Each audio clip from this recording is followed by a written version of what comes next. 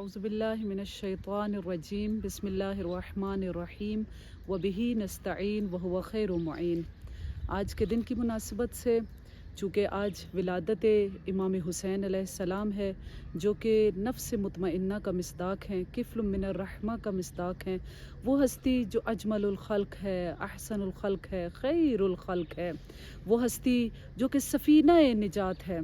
ہم سب کی طرف سے امام زمانہ کی خدمت میں ہدیہ تبریک و تہنیت کو پیش کرتے ہیں۔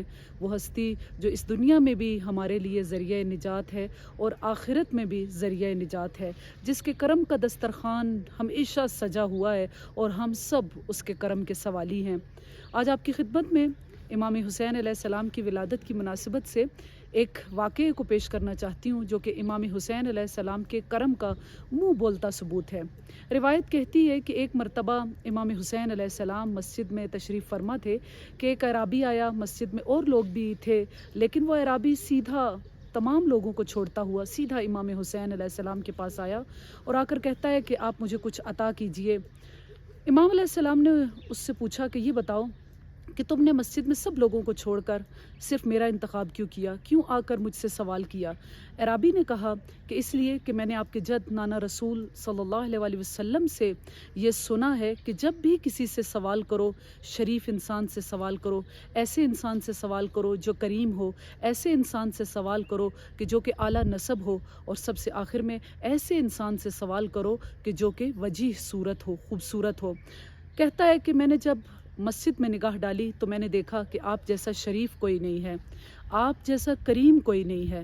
نہ صرف آپ کریم ہیں بلکہ آپ کریم ابن کریم ابن کریم ابن کریم تا مثلاً کتنے نسلوں تک یہ سلسلہ جاتا ہے۔ تاریخ نے صرف حضرت یوسف علیہ السلام کو کریم کہا ہے، اور وہ بھی صرف 4 پشتوں تک، کہ یعنی حضرت یوسف کریم ہیں، کریم ابن کریم ابن کریم اور ابن کریم، یعنی ان کے بابا حضرت یعقوب بھی کریم ہیں، ان کے دادا حضرت اسحاق بھی کریم ہیں، اور ان کے والد حضرت ابراہیم علیہ السلام بھی کریم ہیں۔ لیکن کیا کہنا کہ آپ کا، کہ آپ تو کریم ابن کریم ابن کریم ابن کریم ہیں، آپ کا سارا نسب ہی کرامت کا نسب ہے۔ اور دوسرا کہ آپ کے نانا نے ارشاد فرمایا ہے کہ جب بھی سوال کرو اعلیٰ نسب سے سوال کرو۔ کہا کہ میں نے جب مسجد میں نگاہ ڈالی مجھے آپ جیسا نسب کسی کا نظر نہ آیا۔ اور چوتھی چیز جو آپ کے نانا نے ارشاد فرمائی وہ یہ کہ جب بھی سوال کرو کسی وجیح صورت سے سوال کرو۔ جب میں نے مسجد میں دیکھا تو مجھے آپ جیسا وجیح، آپ جیسا خوبصورت، آپ جیسا حسین، آپ جیسا جمیل کوئی نظر نہیں آیا۔ اجمل الخلق، اشرف الخلق، احسن الخلق، خیر الخلق۔ امام حسین علیہ السلام مسکرائے اور اس اعرابی سے کہتے ہیں کہ ٹھیک ہے، تم نے جب مجھے میرے نانا کی حدیث کو یاد کروایا ہے تو میں بھی تمہیں اتنا ہی عطا کروں گا، کیونکہ میرے نانا کی حدیث ہے کہ المعروف بقدر المعرفہ، انسان کے ساتھ اتنی ہی نیکی کرو کہ جتنی وہ معرفت رکھتا ہے۔ امام فرماتے ہیں کہ میں تم سے سوال کرتا ہوں، 3 سوال ہوں گے، اگر تم نے ایک سوال کا جواب دیا تو تمہیں 1/3 مال عطا کروں گا، اگر 2 سوالوں کے جواب دیے تو 2/3 مال، اور اگر تینوں کے تینوں سوالوں کے جواب ٹھیک ادا کیے تو میں تمہیں پورے کا پورا مال تمہیں عطا کروں گا۔